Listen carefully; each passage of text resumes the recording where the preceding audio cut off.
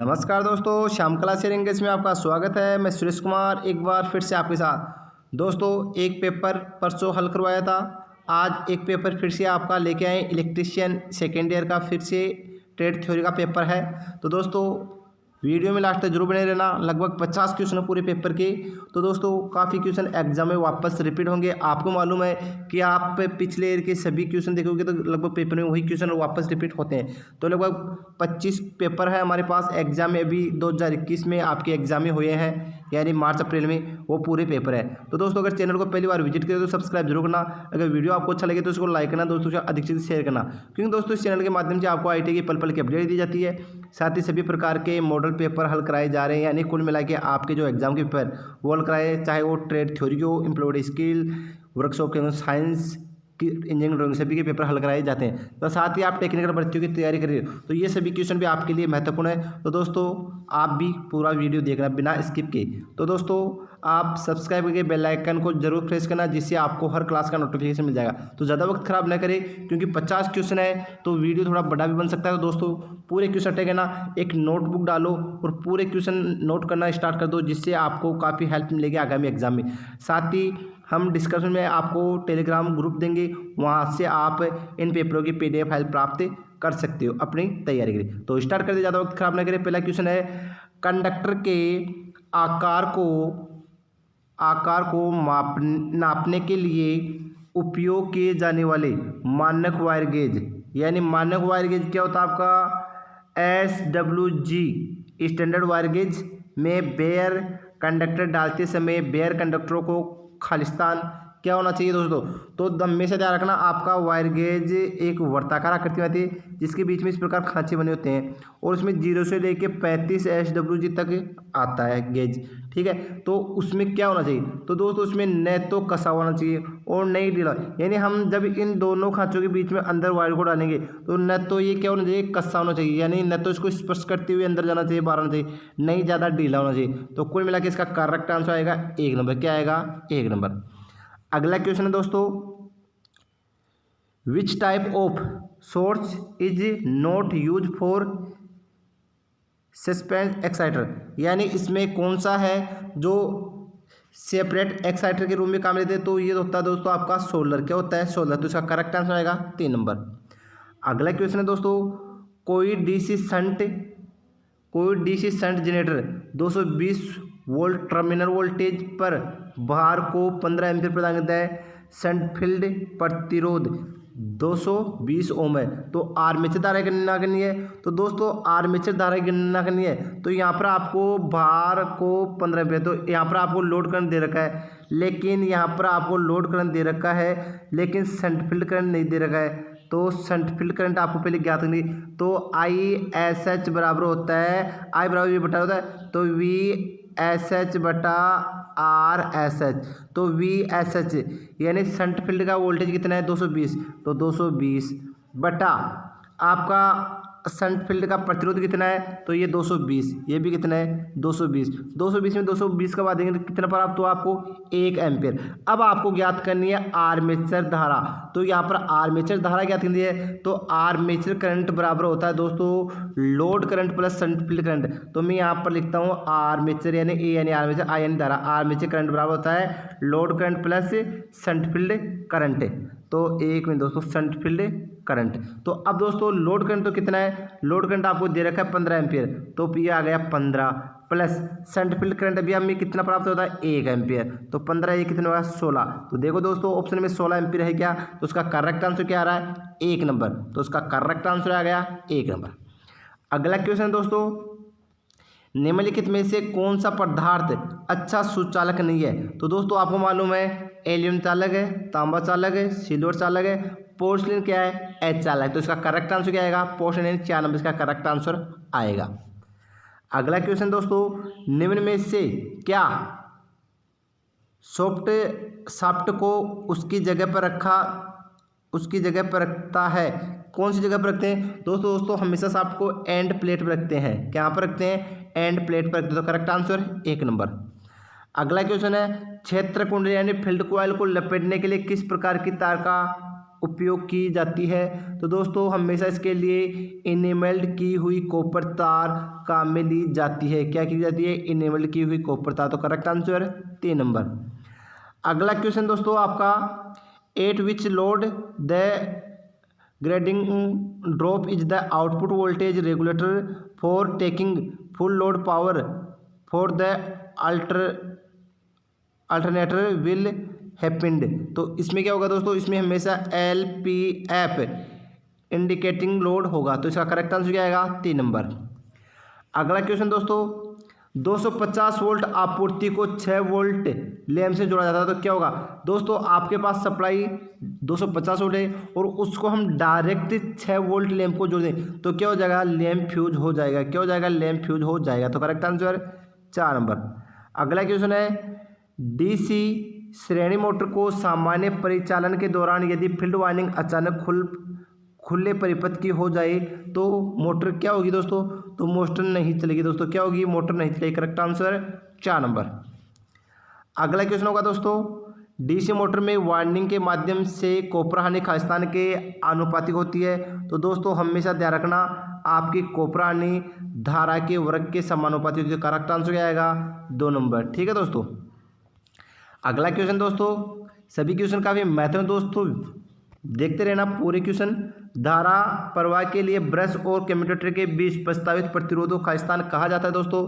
तो उसे बोलते हैं ब्रश संपर्क प्रतिरोध। क्या बोलते हैं? ब्रश संपर्क प्रतिरोध। अगला क्वेश्चन दोस्तों, एक पॉलीफेज इंडक्शन मोटर आमतौर पर खालिस्तान होती है। तो वह हमेशा देगा पॉलीफेज यानी बहुफेज मोटर, तो वो हमेशा सेल्फ स्टार्टिंग होगी। क्या होगी? सेल्फ स्टार्टिंग होगी। अगला क्वेश्चन है, किसी इलेक्ट्रिकल मोटर के पोल फेज और आर्मेचर का वायुअंतराल कम से कम क्यों रखा जाता है? यानी आपकी कोई इलेक्ट्रिकल मोटर है, उसमें पोल फेज और आर्मेचर के बीच में जो गैप होता है वो कम से कम क्यों रखा जाता है दोस्तों? क्योंकि प्रबल चुंबकीय क्षेत्र प्राप्त करने के लिए। क्योंकि उसके बीच में अगर गैप ज़्यादा होगा तो उसमें चुंबकीय बल का क्षेत्र कम होगा, तो उसमें क्या होगा कि उसकी स्पीड यानी कम हो गई, यानी प्रबल चुंबकीय क्षेत्र कम होगा। तो इसी कारण इसका स्पेस कम रखा जाता है जिससे प्रबल चुंबकीय प्राप्त हो सके। अगला क्वेश्चन है दोस्तों, the efficiency of the shaded pole motor is the range of. यानी आपको पूछ रहा है कि आपकी सेंडेड पोल मोटर है उसकी कितनी परसेंटेज रेंज होती है? तो दोस्तों वो 5 से लेके 30% की रेंज की मोटर होती है। तो करेक्ट आंसर 3 नंबर। अगला क्वेश्चन दोस्तों, शंट फील्ड को आर्मेचर के साथ खालिस्तान में जोड़ता है। यानी कुल मिला के आपकी शंट मोटर है तो शंट मोटर में शंट फील्ड वाइंडिंग किस प्रकार है? तो आपकी इस प्रकार आपकी ये शंट फील्ड वाइंडिंग आ गई और इसके बाद में यहाँ पर ये क्या होता है? आर्मेचर जुड़ा होता है। तो ये एक दूसरे क्या समांतर क्रम है। तो करेक्ट आंसर 1 नंबर। अगला क्वेश्चन है, the motor use in mixer grinder is generally है। यानी मिक्सर ग्राइंडर में हम कौन सी मोटर काम लेते हैं? तो दोस्तों इसमें हम यूनिवर्सल मोटर काम लेते हैं। Correct answer 1 number. अगला क्वेश्चन दोस्तों, चुंबकीय ओवरलोड की तुलना में थर्मल ओवरलोड रिले खालिस्तान होते हैं। तो बताओ दोस्तों, चुंबकीय ओवरलोड की तुलना में थर्मल ओवरलोड रिले होती है वो दोस्तों धीमी होती है। क्योंकि चुंबकीय ओवरलोड रिले होगी उसका प्रबल चुंबकीय क्षेत्र बनेगा और वो धीरे धीरे क्या होगी? ऑन ऑफ होगी। बल्कि आपके थर्मल ओवरलोड ये इसकी तुलना में कम धीमी होती है। अगला क्वेश्चन दोस्तों, HRC फ्यूज का फ्यूजिंग घटक क्या होता है? तो दोस्तों वह 1.1 होता है। क्या होता है? 1.1। एक फेज निवारण को विशेष रूप से खालिस्तान के लिए बनाया जाता है। एकल फेज निवारण को विशेष रूप से खालिस्तान के लिए बनाया जाता है। तो दोस्तों बताओ किसके लिए बनाया जाता है? असंतुलित वोल्टता सुरक्षा के लिए। क्या किया जाता है? असंतुलित वोल्टता सुरक्षा के लिए। अगला क्वेश्चन दोस्तों, 10 एम्पीयर की भारित धारा वाले किसी स्थापना में क्षरण धारा यानी लीकेज करंट खालिस्तान से अधिक नहीं होना चाहिए। दोस्तों किससे अधिक नहीं होना चाहिए? ये 2 एम्पीयर से अधिक नहीं होना चाहिए। करेक्ट आंसर 1 नंबर दोस्तों। अगला क्वेश्चन है दोस्तों, independency of type of connection indicator lamp will have. ठीक है तो बताओ इसका उपयोग कहाँ किया जाता है? तो उसको दोस्तों हमेशा फेज एंड न्यूट्रल कनेक्शन के लिए हम इसका यूज करते हैं। तो करेक्ट आंसर 4 नंबर। अगला क्वेश्चन है दोस्तों, शंट क्षेत्र कुंडली में निम्न धारा वहन होती है लेकिन बहुत तीव्र चुंबकीय क्षेत्र होता है, तैयार होता है। इसका कारण क्या है दोस्तों? तो दोस्तों इसका कारण यही है कि शंट फील्ड वाइंडिंग की होती है वह पतले तार अधिक टर्नों की होती है, यानी फेरों की संख्या बड़ी होती है, इसी कारण उसका प्रबल चुंबकीय क्षेत्र होता है। दोस्तों एक चीज़ में यहाँ पर क्लियर है, एक होती है आपकी कंपनसेटिंग, कंपनसेटिंग वाणी में 1 टन आता है, फिर सीरीज में आपके 2 टन आते हैं, फिर शंट में आप कितने भी टन ले सकते हैं। यानी आपकी ये मोटे तार और कम टनों की होती है, ये भी मोटे तार कम टनों की, लेकिन शंट फील्ड वाइंडिंग पतली तार और अधिक टनों की होती है, इसी कारण इसका प्रबल चुंबकीय क्षेत्र। तो करेक्ट आंसर 3 नंबर।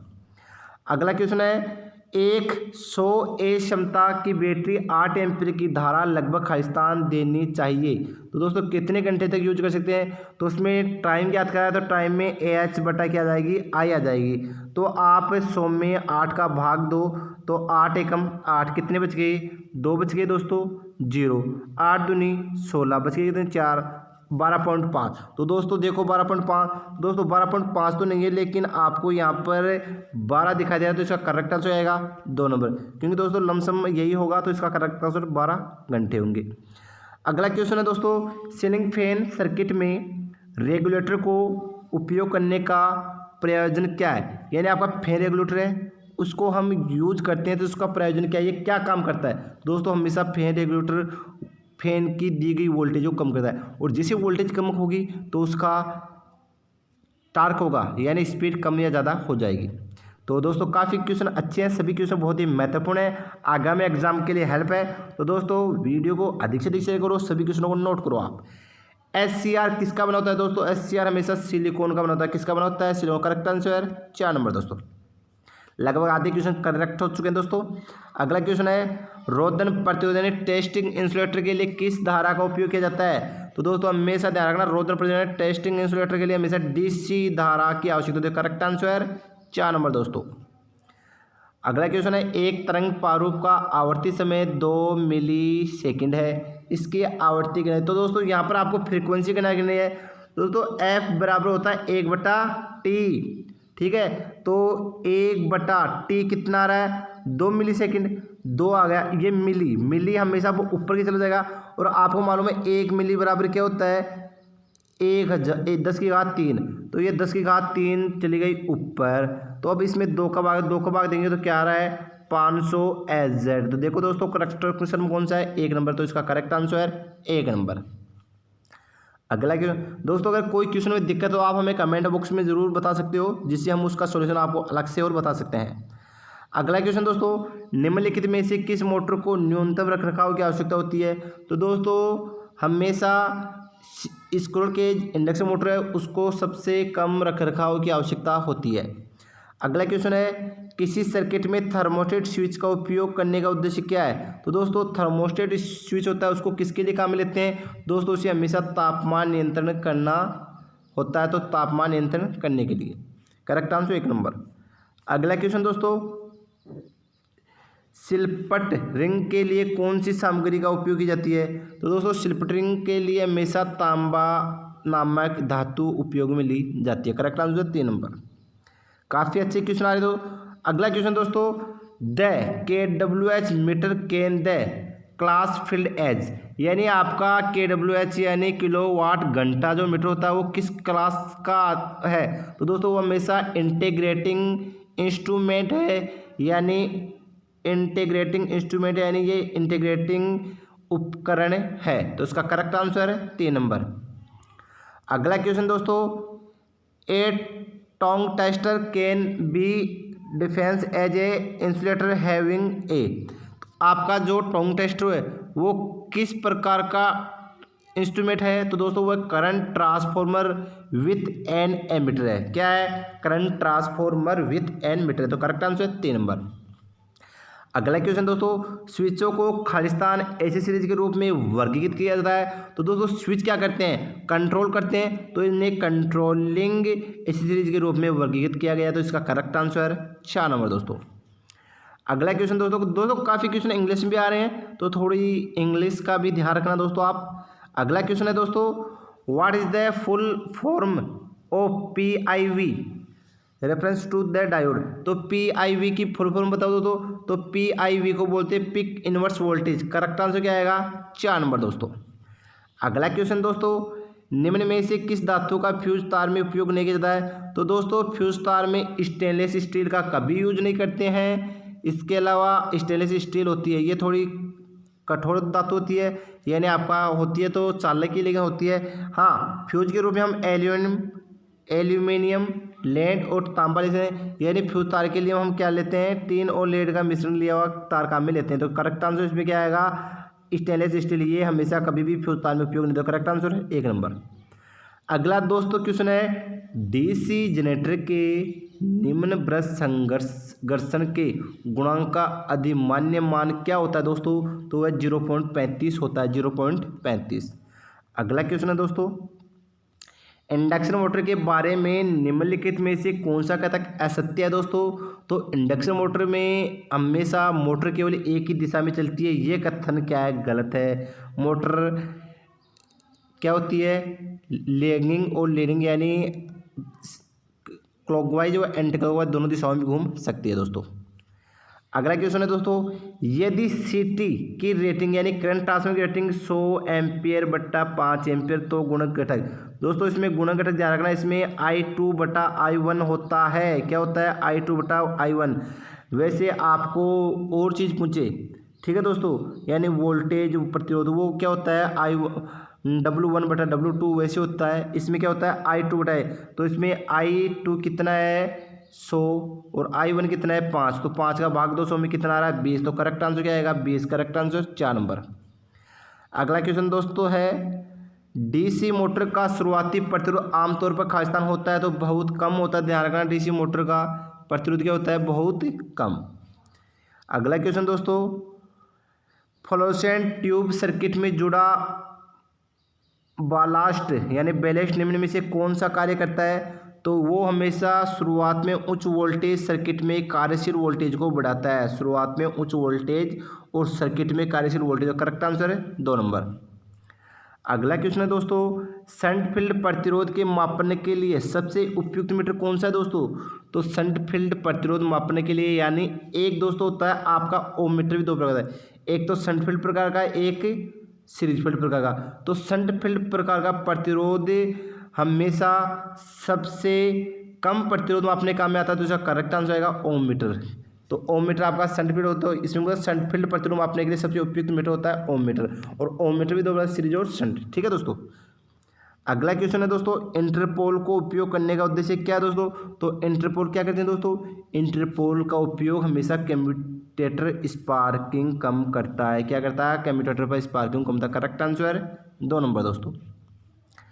अगला क्वेश्चन दोस्तों, यदि किसी परिपथ में 20 ओम 30 ओम के 2 प्रतिरोध है, पूरे परिपथ में 50 वोल्टेज का विभवांतर है, तो 30 ओम प्रतिरोध का वोल्टेज की कितना गिरावट होगा दोस्तों, तो कुल मिला के आपको 30 ओम में वोल्टेज पूछ रहा है दोस्तों। पहले धारा गणना करो, तो 30 और 20 कितने, 50 और I बराबर V बटा R होता है, तो यहाँ पर V का मान कितना है 50, और 30 और 20 कितने हो गए 50 प्रतिरोध ये हो गया, तो 50 में 50 तो क्या आएगा 1 एम्पियर है। अब यहाँ पर आपको 30 इसमें से वोल्टेज गिना है, तो इसमें होता है V बराबर क्या होता है IR, तो I कितने आ गई, R कितना है 30, तो 30 इंटू A क्या आएगा 30 वोल्ट, तो करेक्ट आंसर क्या आएगा 30 वोल्ट।